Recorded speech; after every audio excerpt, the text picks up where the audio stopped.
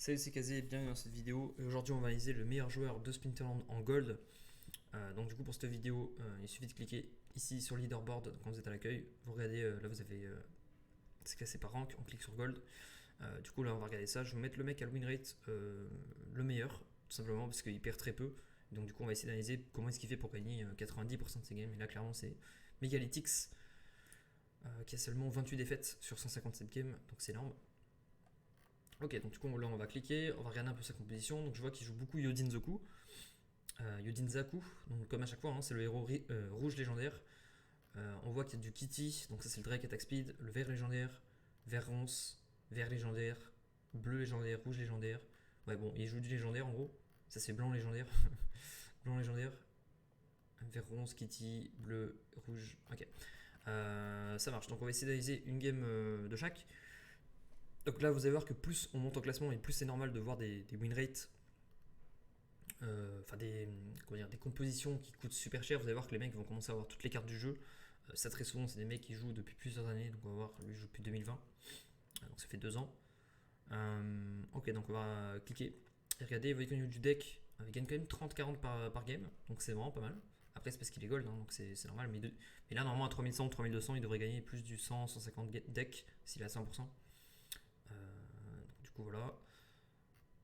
Ok, on va regarder cette game. Je vais essayer de vous faire une game analyse par héros différents joués. Donc là, il joue contre un héros que j'ai pas trop l'habitude de voir. Mais là, pour moi, mathématiquement, il devrait perdre déjà de base avant que la game start. Ok, pause.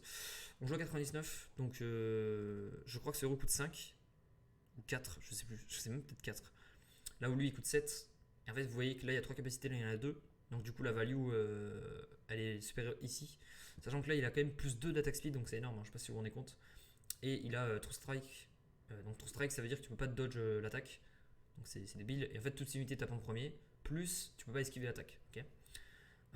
Donc ça, déjà de base. Juste au niveau des héros, hein, là je parle que des héros. Lui, c'est un debuff, donc il arrive moins 1 attaque range à tout le monde. Moins 1 attaque speed à tout le monde.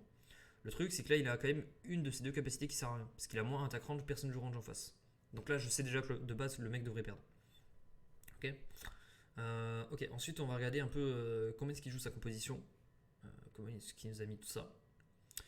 Donc là, il a un Drake, last position avec beaucoup de shield, last stand, qui réduit attaque speed de 1 à tout le monde, et qui a cleanse, donc il va pouvoir remove les negative effects sur la première unité, typiquement le moins 1 attaque speed, etc. Ok, donc là il le met en dernière position parce qu'il a last stand, ça veut dire que si toutes ces unités, ces 5 premières unités meurent, il reste le seul sur le board, et donc il va se self buff, et il va être très très fort. Ok, unité 2, c'est un dragon qui se self-heal encore une fois, qui a Blast. Donc c'est débile. Blast, je vous rappelle, ça tape en AE, donc ça veut dire qu'il va taper là, ça va taper là aussi. Sachant qu'il a True Strike, donc l'attaque est inesquivable. Et True Strike, du coup, plus Blast, c'est OP. Worm, donc ça c'est pour avoir beaucoup de dégâts et un sneak. Ce qui fait moins 6 quand même. Donc il va pouvoir aller chercher cette unité là. Vous voyez de toute façon que les deux mecs jouent Drake et les deux mecs jouent cette unité là en last. Donc last et last. Ici on a un dragon qui encore une fois joue Blast, qui a Scattershot, donc il va pouvoir taper une unité random. Donc même principe que quand tu joues Sneak, pas Sneak mais Snipe, ou Opportunity, tu peux aller chercher des unités qui sont là par exemple, et du coup le Blast va se proc ici et ici, donc c'est ultra débile. Je vous avais déjà parlé de ce concept là dans une ancienne vidéo, donc je vous invite à checker ça si vous comprenez pas de quoi je parle. Et Blind qui va debuff toute la team en face, donc de toute façon là vous voyez que ce Drake l'a été pris, ce Drake l'a été pris de côté. Les deux splash bleus, donc les deux sont partis aller chercher le bleu. Seulement lui, il a décidé de prendre le Jin Ochalus en front pour avoir un gros tank.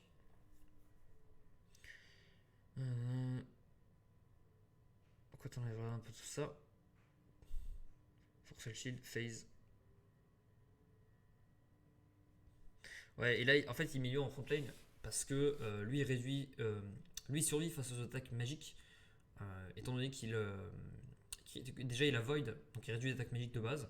Plus il a Phase, donc en fait les mages peuvent le louper. Et là vous voyez qu'il y a 1, 2, 3, 4 mages en face. Donc les 4 ils vont faire moins 1, moins 1, moins 1, moins 1, arrondi inférieur.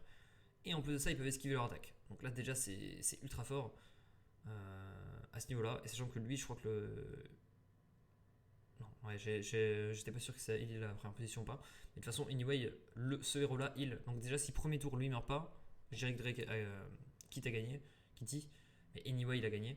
Ah oui, je vous ai pas dit, deuxième position c'est lui, donc normalement je vous ai déjà expliqué qu'en première pose, le 5 à jouer, légendaire était ultra OP, et en fait quand tu joues avec beaucoup de mana, ben lui il va commencer à être plus fort par celui qui a 3, puisqu'il joue 7, même principe les attaques magiques peuvent le louper, il peut pas avoir d'effet négatif, il a 1 milliard d'HP donc il a 15, c'est quand même énorme, et en plus il renvoie les attaques range, donc du coup en fait via son effet, il counter les magiques, il counter les physiques, donc c'est déjà très fort.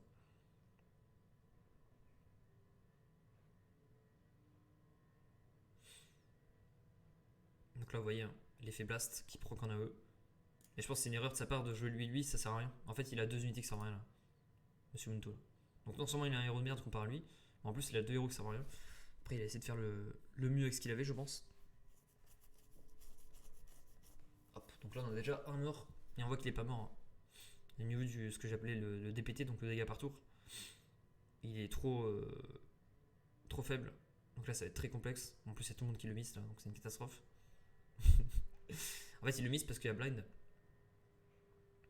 Donc ça t'augmente tes probas de louper. Donc blind plus ça c'est ultra débile hein, parce que du coup... Ah non. Alors je sais pas en fait comment ça fonctionne parce que... Faudrait voir comment c'est codé en fait. Mais bon on n'a pas accès au code donc du coup c'est complexe. Ouais, donc là c'était quand même free win, hein. Le mec a perdu 0 unité. De toute façon, juste à la compo, on avait bien vu en analysant un petit peu qu'il n'y a pas de match. Alors je crois que j'ai pas enregistré ça, donc on va re-regarder. Hop. Ici, hop, j'enregistre. Donc ça c'était pour le Dark Kitty. Maintenant on va regarder un peu le héros vert, qu'on a l'habitude de voir lui aussi. Bon là déjà, vous voyez, la game n'a même pas commencé, que je sais déjà que Vert a gagné en fait. Vous imaginez qu'il y a 31 investis. Je crois que c'est 31, non? Non, 28, ok, rien à voir. Donc à 28 d'investis, et t'en as un qui a un héros à 3 qui fait un petit buff d'armure, plus en armure, donc c'est de la merde. Et l'autre qui fait un attaque range, un attaque speed, un HP à toutes tes unités. Bon, tu vois qu'on joue pas au même jeu déjà. Donc ça c'est le premier point. Deuxième point, moi je vois plein de combos de partout là. Je vois lui, donc je vous rappelle, il fait shield à tout le monde. Il buff avec lui, donc ça ils sont, on va dire, c'est des copains. Enfin, il prend contre eux en fait. Donc lui et lui, tu es toujours la même compo. On a lui qui fait 2 shields à tout le monde. Donc là, on va avoir plus 4 shields toutes mes unités. Donc déjà, de base, si le mec en face joue pas magique, il a perdu. Ensuite, on a lui. Donc je vous en ai déjà parlé, c'était le meilleur perso du jeu. Déjà en silver. Et en gold, c'est encore pire parce que non seulement il renvoie les attaques magiques, donc il counter les attaques magiques, mais il counter aussi les physiques, puisqu'il fait moins 1 d'attaque physique à toutes les unités en face. Donc là, t'as lui, moins 1 tout le monde. Shield. Donc déjà de base, si le mec joue range ou mêlée, il est mort. Donc il peut jouer que magique, mais même si je jouerais magique en vrai contre ça, c'est trop dur de passer. Donc là, je vois pas trop ce qui base au compo en vrai. C'est compo juste trop forte. Donc voilà. Et après on a lui. Donc lui en fait, il peut heal la first target. Donc c'est ultra OP avec lui par exemple. Donc déjà lui, juste les trois, c'est débile. Et il a snipe, donc il va pouvoir aller chercher les mecs. En fait, il passera pas devant, donc les deux ils ont mis un mur devant, personne passera devant. Et l'idée c'est que lui, enfin la compo blanche, elle va essayer de passer par ici. Là où la compo verte va essayer juste de tenir et aller chercher les mecs en fait petit à petit via lui. Lui aussi, vous voyez qu'il a quand même 4 de dégâts, donc c'est quand même voilà, une très grosse attaque. Et 6 HP et il va s'auto-heal. Mais avec le shield, il va jamais tomber, donc là vous allez voir un peu tout ça. Maintenant que j'ai détaillé un petit peu cette composition.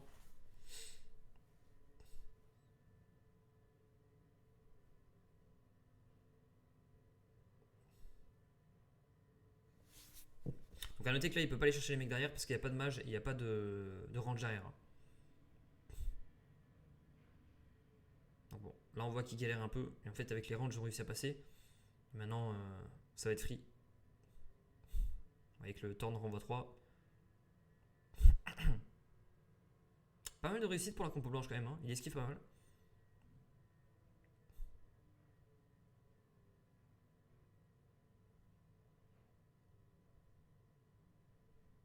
Donc grâce à Missile, il arrive à régénérer sa last position. Voilà, là il fait moins 3, il tue le 4 du coup. Et là on voit que c'est clairement gagné. Il n'y a plus rien à faire. Hop, donc ça c'est assez bien joué de sa part. Ok, donc on a vu ça. On va regarder une petite Yodin Zaku, ça faisait longtemps. Donc Yodin Zaku contre ce héros bleu qui est ultra débile aussi. Donc là je vois, franchement le match-up est sympa entre les deux. On va regarder un petit peu la quête. Ok, donc la quête c'est Noxious Fumes. Donc tout le monde perd -2 à chaque fin de tour. A noter que ça marche pas là-dessus, ça fait 0. Vu que c'est il a immunity, donc il peut pas de negative effect. Donc là, l'idée de Megalitix, c'est quoi? C'est le tempo en fait, avec des murs devant, pour pouvoir permettre à lui. En gros, lui il a 12 HP si vous voulez, et il peut s'auto-heal. Le truc, c'est que si tu le mets en first position, il a pas le temps de taper déjà, donc c'est nul. Et avec le DPT en face, ils vont pouvoir le tomber. Par contre, si tu mets 2-3 tanks devant, d'accord? Là, on met du DPS derrière. Ben en fait, dès qu'ils vont perdre, lui, il arrive front lane, personne ne peut le tuer, t'as gagné. Par exemple, c'est pas du tout ce qu'a fait ce mec-là avec son Sea Monster. Après, lui, il a un peu la même logique via le cube, mais je pense qu'il a misplay. Je pense qu'il aurait dû mettre le cube en deuxième position pour faire une logique, ou alors cube en 1 et Sea Monster en 2 par exemple. Ça aurait été pas mal. Donc là, j'aime pas trop ce qu'il a fait. Il a essayé de jouer le Captain Ghost pour faire Affliction et enlever la capacité de heal sur la première target. Donc c'est pour ça que là, par exemple, il a pas mis de heal en first target pour pas se manger des Affliction. Notamment le Dr. Blight que tout le monde joue maintenant quasiment. Qui du coup réduit la chance de heal sur le mec en face. C'est pour ça qu'en first target. En fait là c'est tellement obvious que tout le monde veut jouer heal que du coup tu vas jouer un truc anti-heal. Et normalement il faut essayer d'esquiver ce genre de truc. Donc on va voir comment ça se passe. Ok, donc là on a mis 2 shots dans un ooze, donc il est très content lui d'avoir tanké 2 shots. Et sur avec 1.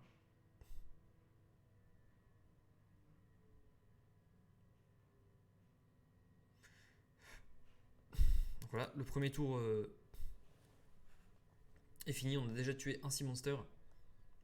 Et en face il a perdu aussi son ooze mais qui coûtait 1. Là il vient de perdre son deuxième tank. Donc là on va passer au deuxième tour. Voilà. Et du coup là, vous voyez par rapport à ce que je disais tout à l'heure, déjà ça pète unité donc ça fait moins tout le monde, ça tue la dernière unité. Et là en fait t'as le self-heal qui est au corps à corps. Donc là il peut s'auto-heal en boucle, sauf si ça proc Affliction sur lui. Mais c'était ça la logique en fait de cette compo. Là il le joue en hyper carry, c'est la win condition, donc la condition de victoire de la game. Et donc je pense que ça va marcher, hein. Honnêtement, ça m'a l'air pas mal. Là il y a Affliction qui est passé par contre, donc c'est un peu dommage. Hop, et là on va arriver sur la fin du combat. Hop, hop, hop. Et donc on va se retrouver en fait en 1v1 cube vs Caladium et Dr. Blight. Et donc normalement on fait du -5 par tour sur l'unité. Donc il va prendre du -7 par tour avec le -2 et normalement ça devrait passer en fait à terme.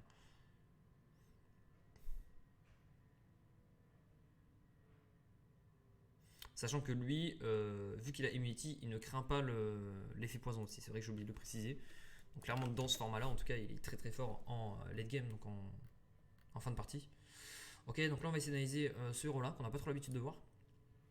Le héros blanc légendaire.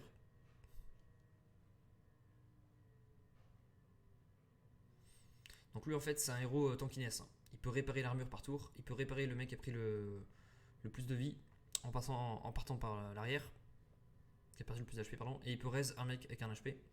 Okay, donc on va commencer. Pause. Pareil, il y a poison. Donc poison, je vous ai expliqué. Ce que tu veux, c'est que tu veux prendre du heal. Donc là, par exemple, on a un mec qui a vol de vie. On a un mec qui, quand il meurt, il fait moins à tout le monde. On a un mec qui se self-heal, un mec qui se self-heal. Et là, on a juste un autre healer. Vous voyez, le seul mec qui n'a pas de capacité lié à ça, c'est l'assassin. Parce que l'assassin, en fait, lui, la logique, c'est... en gros, le poison, il y a 2 solutions. Soit tu survis le plus longtemps possible, soit tu défonces le mec en face. Et donc là, vu qu'il a survie, et ben, il prend juste un défonceur pour aller chercher vraiment les mecs en face par la backline. Donc c'est ça qui s'est dit. Là où en face le mec il joue quoi? Il nous joue une cible qui ne prend pas les -2 par tour, un Sea Monster qui s'auto-heal. Donc là pour moi déjà il y a un misplay, hein. J'aurais mis lui en 1 et lui en 2 pour pouvoir. Déjà il a 2 attack speed, donc j'aime pas trop le mettre des mecs low attack speed devant. Comme ça il peut survivre et se faire auto-heal. Voilà. Donc je pense qu'il a vachement misplay. Voire même tu aurais pu le mettre en last position par exemple. Ou mettre l'œil en dernière position pour pouvoir tanker les sneaks. Et avoir quand même la bonne condition late game. Donc je pense qu'il a. J'aime pas du tout le positionnement de ce joueur là. Je trouve que c'est de la merde. On va voir un peu comment ça se passe. Et je vous ai pas dit, mes premières positions, ça, c'est une des meilleures unités dans ce format-là, puisque tu as à la fois Immunity, qui fait que tu tombes à les couilles de ça, et tu as Restore Health. Donc, en fait, tu as les deux meilleures capacités du jeu sur cette maîtrise-là. Donc évidemment, tu as un perso qui fait les deux. En plus, la vie plus shield, et ça heal vie plus shield. Donc clairement, les mecs en face vont devoir passer par l'arrière. Et vous voyez qu'il a que un sneak, donc ça va être très dur.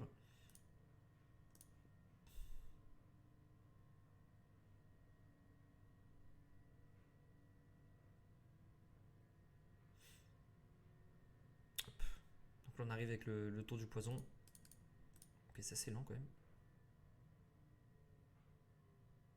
Comment ça fait? Mais. Ok, bon, désolé, je vais devoir quitter le combat parce que là ça bug de ouf. Mais bon, anyway, c'est Blanc qui gagne by far. Là, je vous ai expliqué le pourquoi du comment. On va essayer d'en mettre une dernière pour que la vidéo soit pas trop longue pour vous. Ok, on a fait blanc. On va essayer de faire. Ouais, ça serait pas mal. 25, 50. En vrai, j'aime bien les compos comme ça, donc je vais vous expliquer celle-là.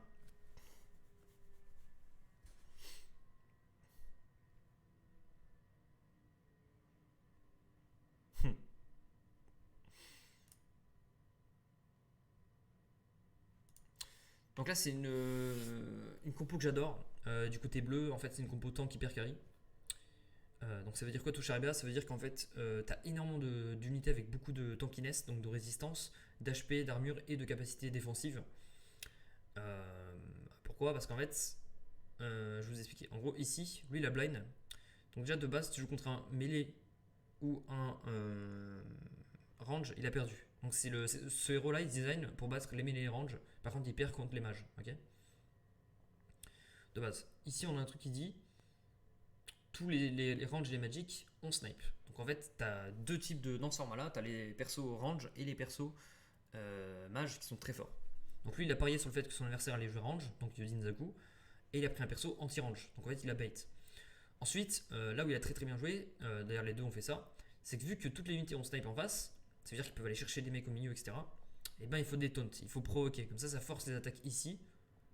Il va pas se faire péter le cul. Par exemple, là il a blast, donc ça va taper cible 1 et 2. Et il va pas pouvoir taper là et taper 3 cibles à la fois. Il va devoir les taper 2 par 2. Et en fait, via sa composition, il a choisi où est-ce qu'il va mettre ses unités pour que ce soit bien placé. Par exemple, vous avez ici le taunt et en 2 un mec qui renvoie les dégâts. Ça veut dire que lui, par exemple, il va taper ici. Ça taper lui, ça va taper lui. Et du coup, lui, il va renvoyer des dégâts ici. Ensuite, lui, il va taper. Ça taper lui, ça taper lui. Et bah, les deux vont rattaquer sur lui. Parce que vu qu'il joue aussi, il renvoie les attaques range. Et bah, en fait, c'est vrai que lui va mettre une attaque. Tac, tac, ça va taper les deux. Et eux, ils vont renvoyer deux attaques. Donc, ils vont se faire péter la gueule.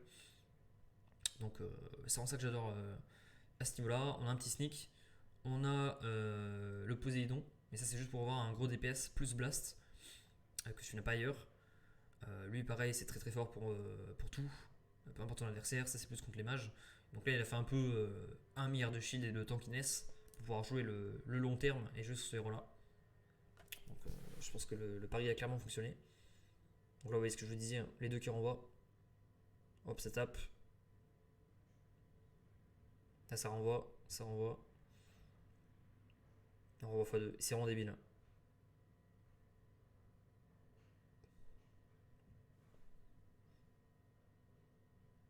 En fait, si vous voulez, la compo rouge, elle va avoir un peu de mal, puisque les mecs sont extrêmement tanky en face.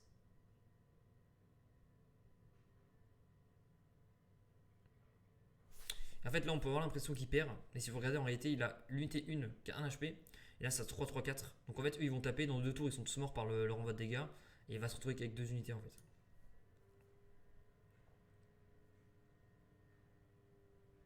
Hop, donc là, il y en a déjà une qui est morte. Lui, il va s'auto-kill par le Torn. Et là, en fait, vous avez vu que sa troisième position, c'est encore un tank, puisque lui, il réduit les dégâts physiques et. Enfin, physique range mêlée, quoi. Et comme il n'y a pas de mage en face, bah, c'est win.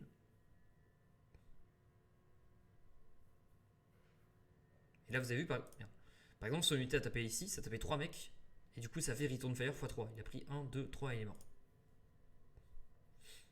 Là, il a réussi à appliquer son poison avant qu'il meure. Bon, vous voyez que c'est quand même close, hein. C'est pas non plus free win. Mais je dirais que la logique de ce côté-là était quand même plus forte qu'ici. J'ai bien aimé le counter en fait. Mais là, ça a été joué uniquement. Il sait que le mec va jouer range. Il se dit putain, il va jouer Odinzaku. Vas-y, je fais une compo anti-Odinzaku. Donc c'est vraiment super bien joué de sa part. Bref, c'était tout pour cette vidéo. J'espère que vous avez appris un max. N'hésitez pas à vous abonner à cette chaîne si vous aimez ce type de contenu. Mettez un commentaire si jamais vous voulez que je fasse une vidéo en particulier. Et si vous voulez recevoir ma formation pour pouvoir passer diamant facilement sur Splinterland et gagner un maximum de cartes et de decks par jour, je vous invite à cliquer en bas de cette vidéo. Vous trouverez un lien et de toute façon tout est expliqué sur le site, donc vous allez voir, c'est très simple d'accès. Bref, c'était tout et je vous dis à la prochaine.